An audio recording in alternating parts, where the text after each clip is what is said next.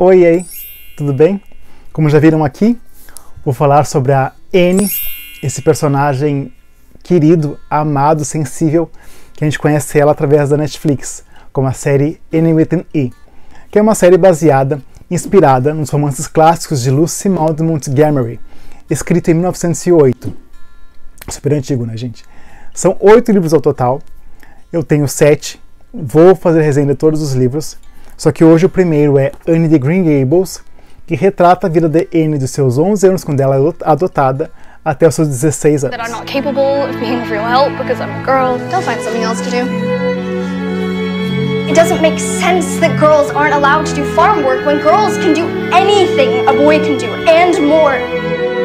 E antes da resenha, deixa eu tentar explicar por cima, resumidamente, a treta que está acontecendo com a Netflix em questão da renovação da 4ª temporada de Annie with an E. Porque a série não é só da Netflix.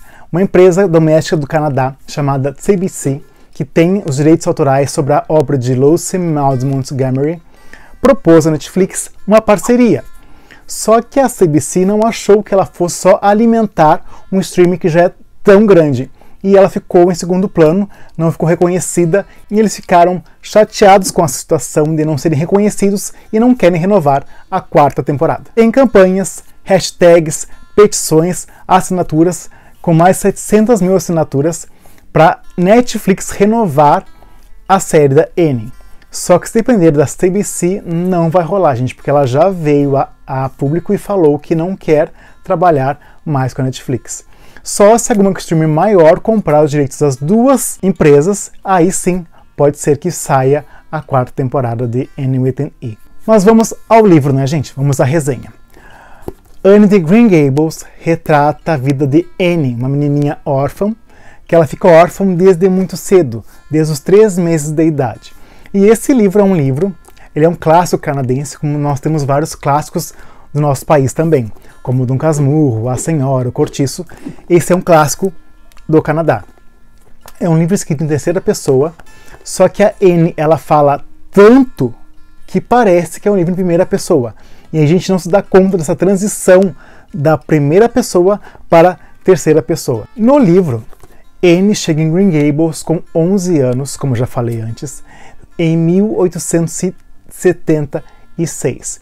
Já na série, Annie tem 13 anos quando chega em Green Gables e se passa no ano de 1896. Mas enfim, vou falar do livro, vou esquecer um pouco a série. E é impossível não se apaixonar, não querer adotar a Annie, porque como eu falei, ela ficou órfã desde cedo, desde os 3 meses de idade, e ela foi morar com estranhos.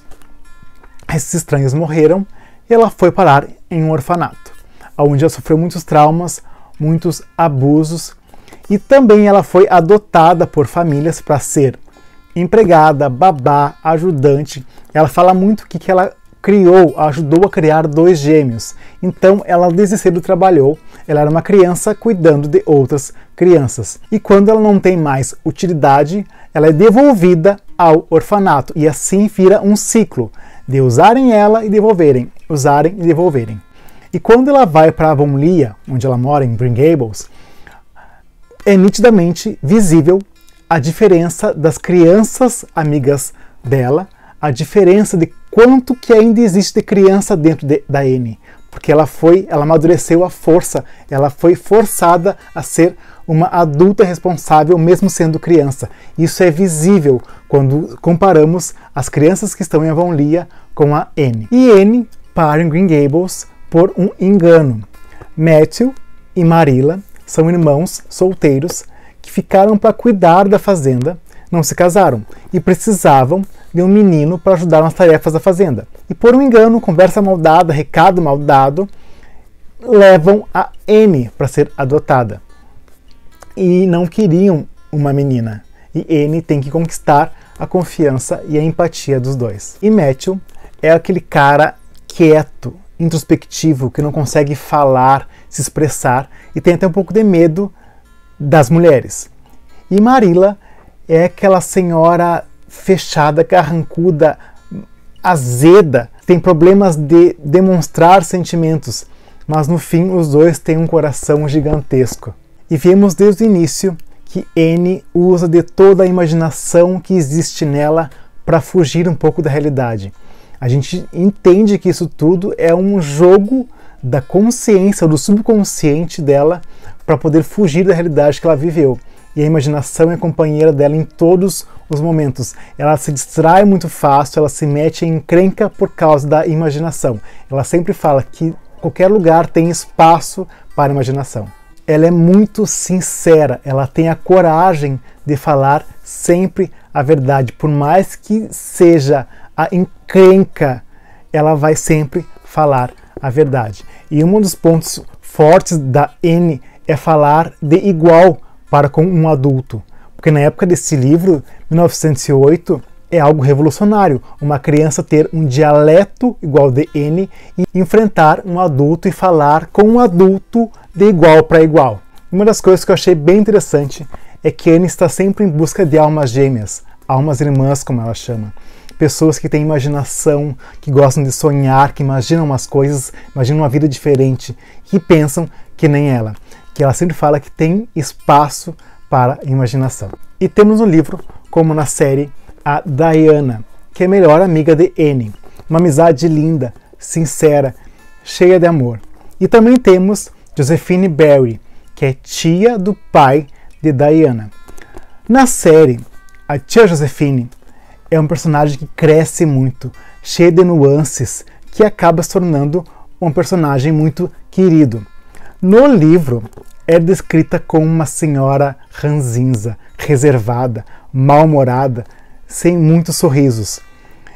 Só que a N, quando conhece a tia Josephine, mesmo sendo um encontro desastroso, a Josephine acaba simpatizando com a N pela maturidade, pela sinceridade de N. E N acaba conquistando o apreço, a admiração e até o carinho de tia Josephine.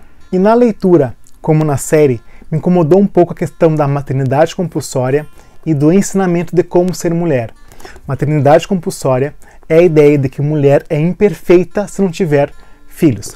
Por exemplo, Marilla, solteira, sem filhos, era vista aos olhos dos outros incapaz de cuidar de uma órfã.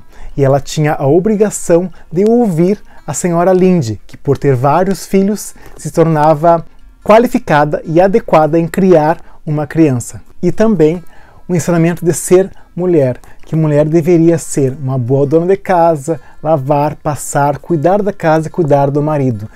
Existia até faculdade para a mulher ir e se tornar uma boa dona de casa. E temos relatos de mulheres que deixavam sua voz, sua personalidade, seus sonhos, seus desejos para se tornar uma mulher, se tornar obediente ao marido.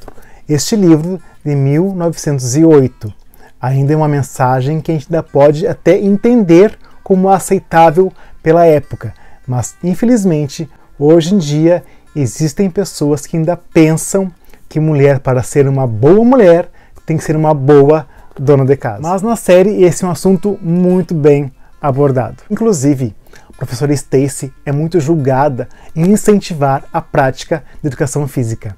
As meninas não deveriam ter esse tipo de prática, segundo a senhora Lynde, que ia contra os bons costumes da época. E tem uma parte que a Anne ganha seu vestido de mangas bufantes, que é a moda na época, que ela sempre sonhou em ter um vestido desses. Isso me emocionou um pouco. Ela sempre sonhou em se sentir bonita, se parecer com as princesas. Só que, gente, este é um livro de 1908 e já se falava em representatividade. Ela fala, com certa tristeza, que se a dama, princesa, rainha, que ela tanto lê nas histórias, que ela tanto ama, tivesse um cabelo vermelho ou as sardas, ela também poderia sonhar em ser uma princesa, uma dama, uma rainha, enfim, o que ela quisesse ser, porque ela ia ser incentivada e ia se enxergar em uma história. Representatividade é importante, sempre foi importante em todas as épocas, gente. E temos também, como na série, no livro, temos o Gilbert, só que ao contrário da série, aqui eles são inimigos quase até o final do livro. Mas é uma inimizade que tem um fundo de alguma outra coisa, de repente até um amor. E quase no final do livro, a gente consegue sentir quase de maneira palpável a mudança de Anne. Conseguimos sentir uma escrita quase mágica, o amadurecimento da Annie. Não é mais aquela menininha tagarela. Ela fala pouco e eu sinto um pouco de tristeza nas palavras que ela fala. E eu acho que isso é um pouco que a tristeza que toda pessoa órfã que nasce sem amor tem quando fala. É uma escrita, uma leitura muito sensível. E tudo graças a Lucy Montgomery. Porque ela também é órfã, ela morou com os avós. E a gente sente que tudo que ela fala retrata a vida dela de alguma maneira. E agora eu entendo porque que esse livro se tornou tão querido no Canadá. Com certeza já está entre os meus favoritos. E o final, ela deixa algo muito poético, eu achei muito lindo, que ela fala sobre a curva na estrada. Que nós temos nosso caminho pela frente com várias curvas. E a gente não tem como saber o que vai vir depois daquela curva. Temos que só caminhar com fé e enfrentar com esperança. Gente, muito obrigado por todas as resenhas que você tem acompanhado. Se leu a Annie, se assistiu a série da Annie, por favor, deixe um comentário o que tu achou. Eu acho que não tem como falar, porque é uma das minhas séries favoritas, se tornou um dos meus livros favoritos. Se curte uma resenha, se gosta de uma resenha no YouTube, se inscreve no meu canal, me segue nas minhas redes sociais. Trocamos uma ideia, nos falamos e boa leitura a todos. Tchau!